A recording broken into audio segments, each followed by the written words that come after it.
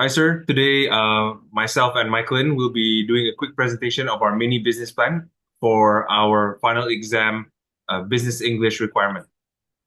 So our business here today that we'll be presenting is called Farmer's Friend.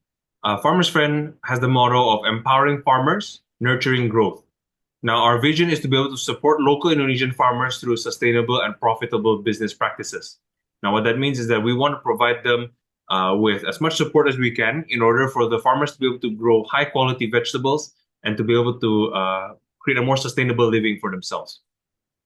Now, our mission is to support farmers in growing import quality vegetables, but done locally, so it is at a more affordable price. Furthermore, we also want to foster a community where farmers can thrive through collaboration and shared knowledge. And it also provides an environmentally sustainable farming practice and area for them to work on.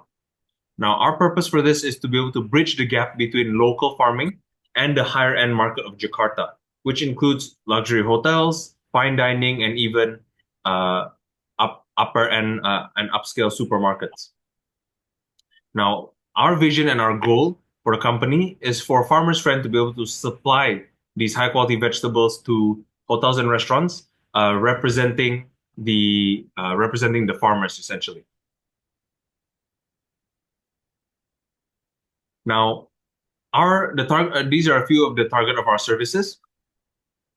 At Farmers Friend, we're looking to target local Indonesian farmers and we provide them with support. Now, the reason we choose them is because supporting local farmers aligns with our vision to promote sustainable and profitable business practice. Furthermore, farmers as well are considered impoverished. They don't have a lot of resources available to them and they don't have a lot of support. So that's where we come in. Now, some of the problems that farmers are facing are limited access to high quality seeds because these seeds can be very expensive, especially if it's import quality.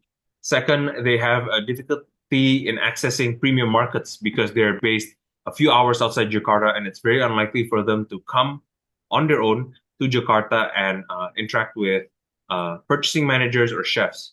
Furthermore, there's also a lack of background and guaranteed buyers because farmers currently, based on our research, tend to grow their plant and grow their products, and then there's a problem at the market where there's an increase in demand in supply, and then their price just falls to the floor, and it's very unfortunate for them.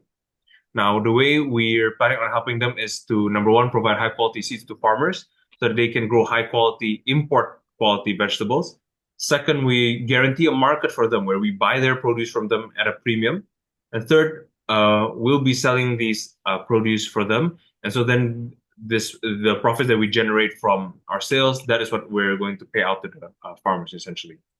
And lastly, we hope to be able to promote sustainable farming methods to provide a good environment for the farmers to be able to grow the produce.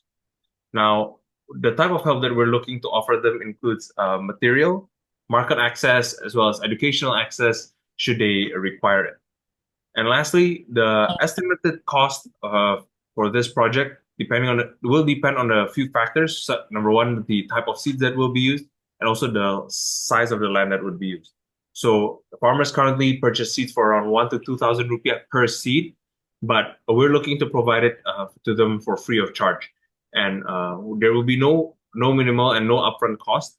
And so our investment as a business will be recouped from the sales that we generate. Now, based on our triple P analysis or profit, people, and planet, number one, in terms of profit, we're looking to be able to provide farmers with financial sustainability so that they can grow the business on their own. We're from a people's perspective, we want to empower farmers to be able to empower other farmers as well, especially if they're in a close-knit community. And it also creates jobs for farming and logistics in the area, which is also beneficial. And in terms of planet, we hope that our company can train farmers to have eco-friendly practices and also reduce food miles by sourcing locally instead of having to import high-quality vegetables.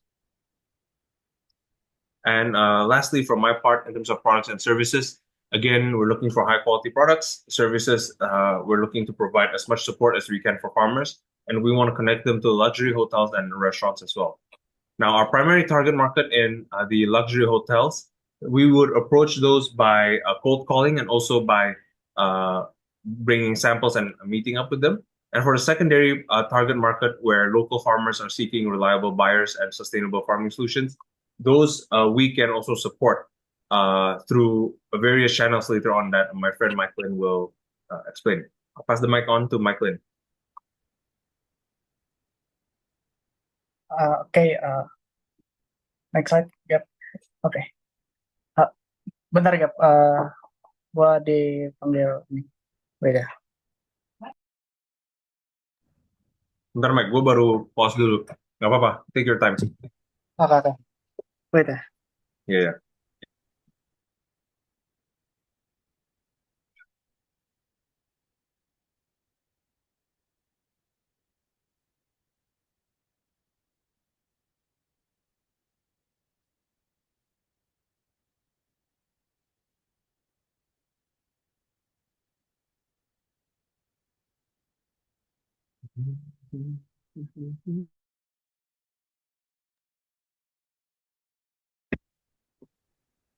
Halo? Oke, you ready? Oke. Ya bentar ya. 3, 2, 1, start. Okay. So for marketing strategies, our target is to reach a bigger audience. First is farm to table events. It costs approximately around 500,000. This event can be simple and the costs are from the samples we provide. And the impact is that we create direct connection with premium buyers and enhancing brand credibility. Next, for the next is the second one is digital marketing campaigns. So for the target outcome, we could raise the awareness among premium buyers and consumers about farmers' friend unique offerings, particularly our support for local farmers. So for the cost is around 1 million per month for ads on social media. It could impact reach a broader audience and drive inquiries from high-end market buyers, even retail consumers. Next slide, please. Okay, so next is competitor analysis. So first is PT Mulia Raya Agrijaya, established in 1989. This company is a major importer and distributor of fresh fruits, vegetables, meat, and dairy products in Indonesia. They have built sustainable relationships with global suppliers and offer a wide range of high-quality products. And the second one is Freshbox. Freshbox is a well-established player with multiple local distributor and a fleet of delivery vehicle. And their target is mainly vegetable types, but has high influence to users. And the last one is Kecipir. Kecipir is an e-commerce platform that assists farmers in achieving certified organic standards and provide market guarantee prices for their produce.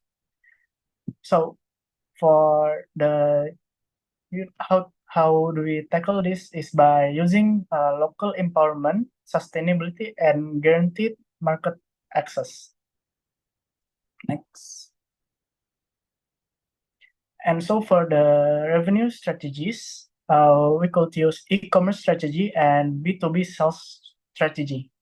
For e-commerce strategy, we could sell premium quality vegetables directly to consumers through an online platform such as Tokopedia, Instagram, or WhatsApp Business. How it works is by setting up an account on existing platforms like Tokopedia, Shopee, or GrabMart, and offer curated vegetables boxes and highlight the unique selling points. For example, like import quality vegetables grown locally and sustainably practices. And for the back-to-back business-to-business sales strategy, we could establish contracts with luxury hotels, fine dining restaurants, and catering companies. By making it work is by building a long-term relationship with chef and purchasing managers by offering consistent quality, volume, and delivering schedule. Position the brand as a reliable partner by showcasing traceability and sustainability effort. Next. So this is our strategy by how we implement it how we implement our business. So first week is we finalize business plan and the budget. The second week is by finding partner with local farmer and secure agreements. The third week is sourcing high quality seeds and farming inputs. The fourth week is launching a farmer training programs. Fifth week is develop and finalize agreements with buyers like in hotels or in restaurants. Week 6 is setting up logistic and supply chain processes. Week 7 is launching e-commerce platform and start for the marketing. For the week 8, we could run the business and begin the first harvest and initiate the deliveries to hotel or restaurants. Thanks. Okay, that's it for our presentations. Thank you for listening.